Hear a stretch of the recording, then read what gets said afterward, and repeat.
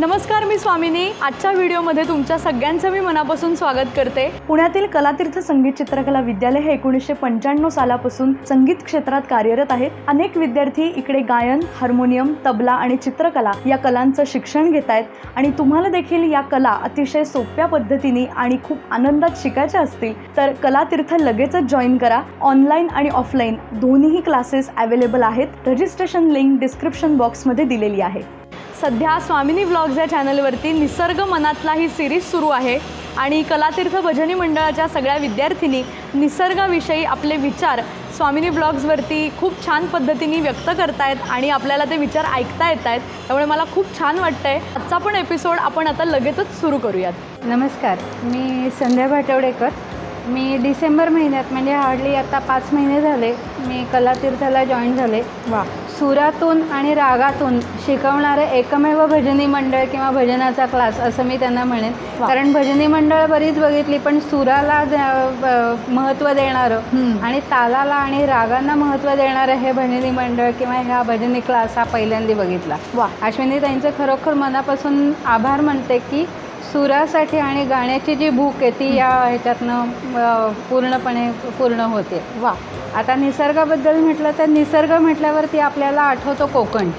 कोकणामधनं म्हणजे कोकणामध्ये जी परमेश्वराने निसर्गाची आणि रंगांची जी मुक्त हस्ते उधळण केली आहे ती क्वचितच कुठेतरी दुसरीकडे केली आहे। दुसरा एक तर हिमालय आहे, पण आपल्याजवळ आहे तो कोकण आहे। अगदी। तर कोकणामधला माझा जो आठवण अशी आहे की मी दर आठवड्याला फॉरेन लँग्वेज शिकवायला रत्नागिरीला जायची। बरं। आणि रत्नागिरीला माझं इथून बुधवारी आमचं जाणं असायचं। गुरुवार, शुक्रवार, शनिवार तिथे 3 दिवस स्टे असायचा।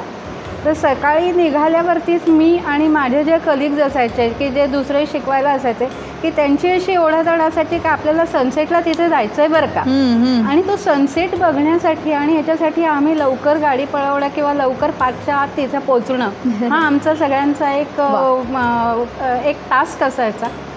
आणि त्या सनसेटला आधी रत्नागिरीला समुद्रावरती जायचं, समुद्रावरती तो सनसेट बघायचा आणि नंतर आपल्या इन्स्टिट्यूटमध्ये येऊन तिथे काय जे असेल तर पण ते सनसेटचं जे दृश्य आहे ते अजूनही माझ्या डोळ्यासमोर आहे की जो अथांग समुद्र असं जो शांत झालेला आणि त्याच्यानंतर तो जो सोन्याचा गोळा कुठे बुडाला पलीकडे तो सोन्याचा गोळा, तसं तो सनसेटचा जो म्हणजे समुद्रावर मध्ये तो येणारा तो सूर्याचा जो लाल गोळा, त्याच्यानंतर रंगांची मुक्त हस्ते उधळण आणि असं रोज रोज रोज आम्ही बघत होतो। गेले जवळजवळ 8 ते 10 महिने आम्ही रोज बघत होतो तो सनसेट। दर आठवड्याला बघत होतो, पण रोज काहीतरी वेगळा अनुभव तो आम्हाला द्यायचा। वा, आणि वेगळं हे करायचं। त्याचं एक आणखीन समुद्राच्या काठीवरतून एक आठवण अशी आली की कितीही मनात विचारांचं काहूर असलं, कितीही मनात विचारांचं वादळ असलं तरी समुद्रकाठी गेल्यावरती त्या लाटेच्या बरोबर आपण एकरूप झालो की आपल्या मनातलं विचारांचं वादळ ते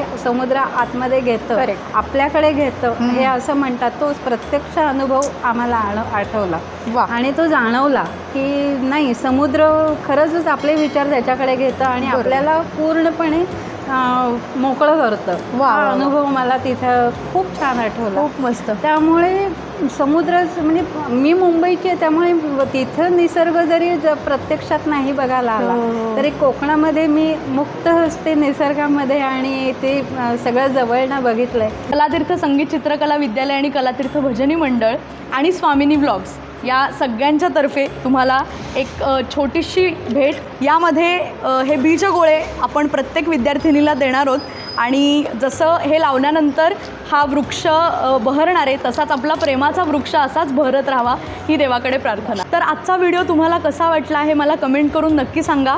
त्याचबरोबर हा व्हिडिओ जर तुम्हाला आवडला असेल तर व्हिडिओला लाईक करा, तुमच्या सगळ्या मित्रमैत्रिणींना, नातेवाईकांना हा व्हिडिओ नक्की शेअर करा आणि स्वामिनी व्लॉग्स या यूट्यूब चॅनलला नक्की सबस्क्राईब करा।